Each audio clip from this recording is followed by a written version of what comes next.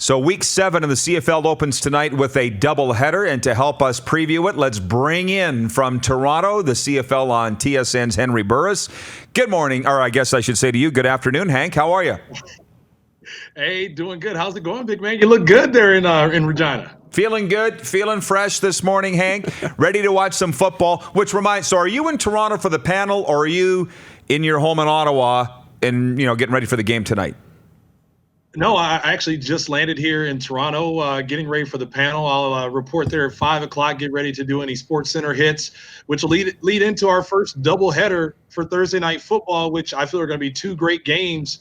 And who knows, maybe an upset in the making tonight. I think that they're going to be great games too, and I'll be watching 6 hours of it.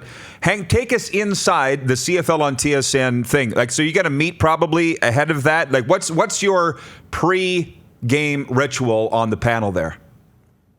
Well, I mean, it starts on Monday, first thing. We typically have an hour to 2 hour phone meeting where all the different personalities and producers behind the scene, we just kind of do a recap of the week before and how things went and where we can make some improvements. I mean, it's almost just like a, kind of the wrap-up meeting each week that every team across the league goes through as far as trying to improve the product and get better week in and week out. And then we talk about all the different news stories that are out there that we can possibly harp on as far as when the show comes about, and allow everybody to throw their thoughts in, because that's one of the intriguing and fun parts about doing this job is playing the game of football and now seeing it from a different perspective. You're able to actually give your 2 cents, and that helps build the show come game day, which kicks off tonight, Thursday through Saturday. But yeah, every day we're at work, we're trying to come up with different clips, look for different weaknesses on other teams, just as if we were game planning as players and coaches, and try to come up with different ideas that to try to bridge the gap between the fans and the game coming up, and kind of set up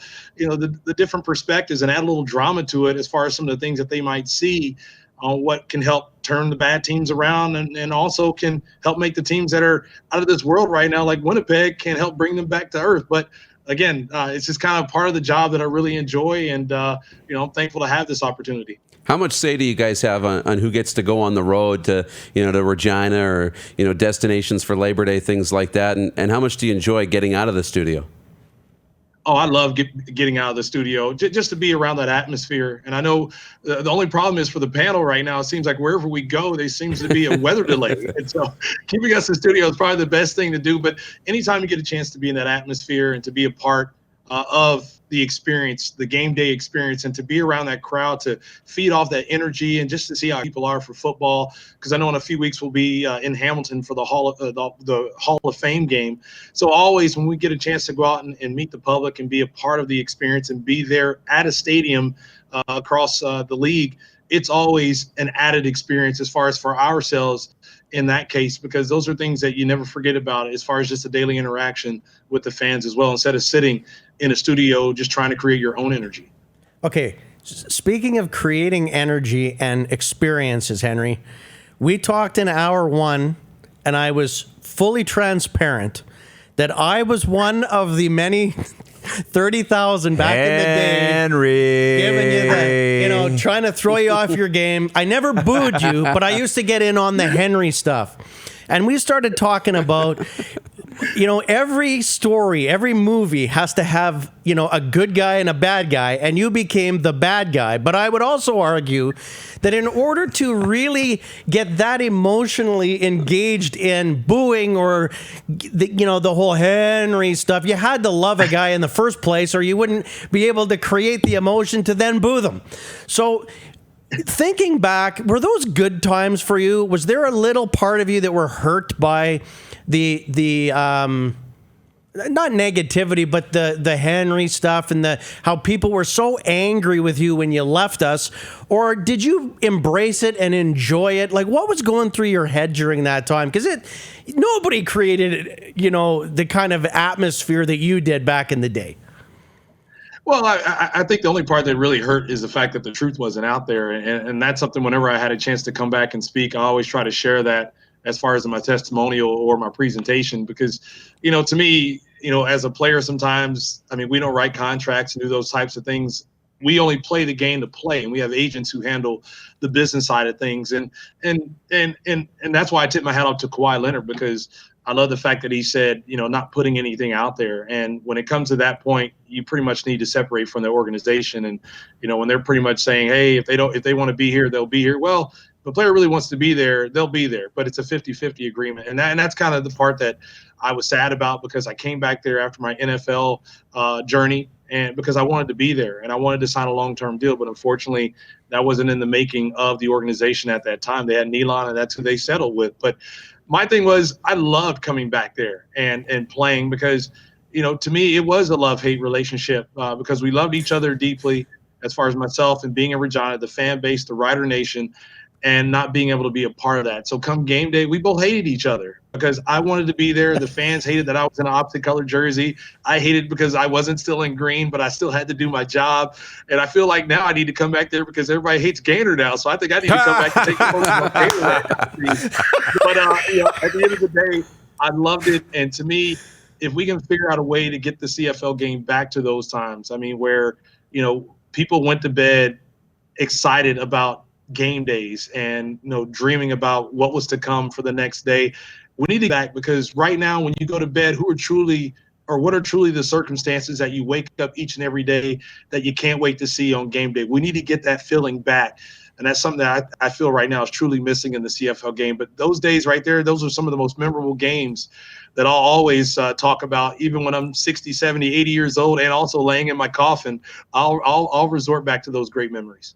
Hank, you just nailed it. That is an awesome piece right there. And we do need to get back to that. I don't know how it happens, but I do hope we get back to that one day. By the way, what we love about this show is the viewers can chime in with questions. So we got a few here. One from Aaron in Yorkton wants to know, what made you want to get into the media? Well, while I was at university, I actually wanted to be an orthopedic surgeon. I wanted to be a sports doctor if I didn't get a chance to live out my professional dream. But I know when I was talking to our resource manager, my advisor at school, and she pretty much let me know that, Hank, if you're going to play professional football, it'll be till about 33 to 35 years old when you graduate from medical school. And I was like, that's like a third of my life. I don't want to be in school that long.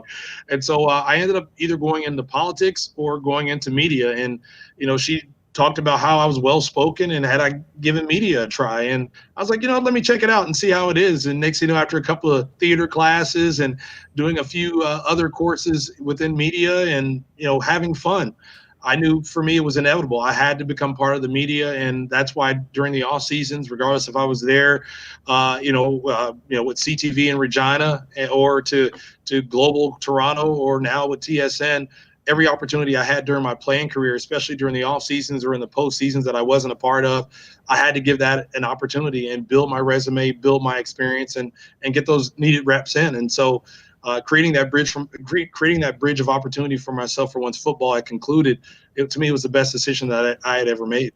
I wanted to talk football with you, but all the viewers want to talk about you, which is cool too. So, that's cool. Which is fun. Well, you know what? They'll get the football on the panel over the next 4 days. So let's talk about you. Somebody else wants to know. They're all chanting Henry. If you saw the Facebook string, you would know it. Hank, they want to know if it bothered you, if it ever bothered you, because it didn't. It followed you to Hamilton and then Ottawa. Like, it's so much fun. Did it bother you? And it wasn't just on the field, by the way. I've been with you when people would break out on the street, on a bus. Did it bug you? No, it actually made me focus more. I can say there is one instance where it did bug me.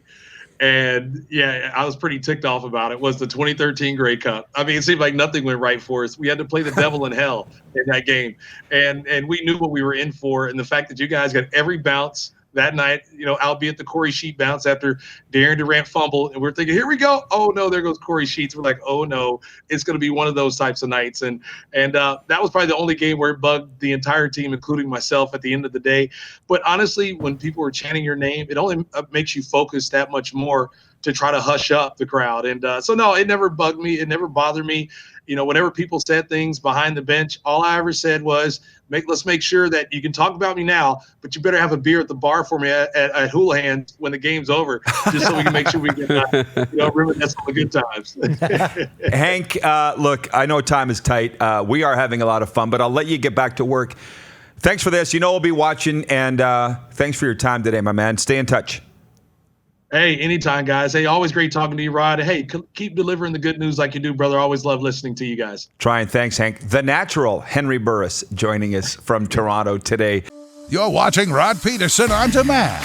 For more of The Rod Pedersen Show, visit rodpedersen.com or follow Rod Pedersen on social media.